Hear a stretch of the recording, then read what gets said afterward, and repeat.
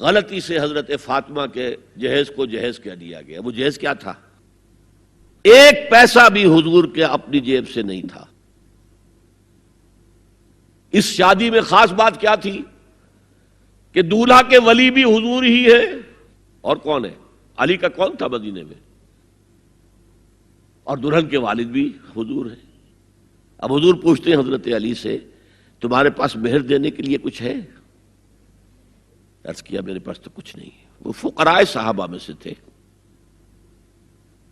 فرمایا مہر تو دینا ہے. تمہارے پاس ایک زرہ ہوتی تھی؟ جی ہاں زرہ تو ہے. انہوں نے یہ سمجھا زرہ تو جہاد کے لیے ہے، کوئی وہ دولت تو نہیں ہے.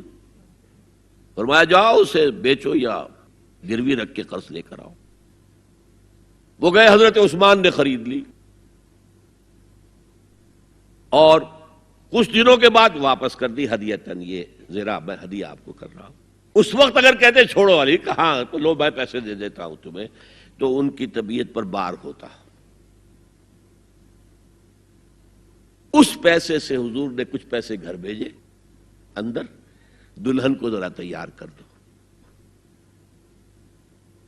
اور کچھ پیسوں سے وہ ایک گدا جس میں کھجور کی کھال بھری ہوئی تھی، اور 2 تکیے جس میں کھجور کی کھال بھری ہوئی تھی، ایک مشکیزہ، کنویں سے پانی تو لانا ہی ہے نا، ایک چکی، جو ہو یا گیہوں ہو پیسنا تو ہے نا، کوئی 1-2 برتن اور. اللہ اللہ خیر صلی اللہ. یہ تھا جسے جہیز کہتے ہیں، جس میں ایک پیسہ بھی حضور کا شامل نہیں ہے.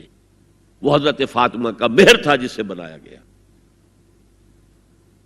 ورنہ مدینے ہی میں دوسری آپ کی صاحبزادی کا نکاح حضرت عثمان سے بھی ہوا. کہیں ذکر ہے جہیز کا؟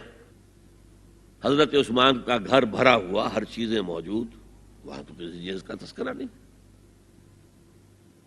بہرحال یہ شادی کو آسان کرو، زنا کو مشکل بناؤ.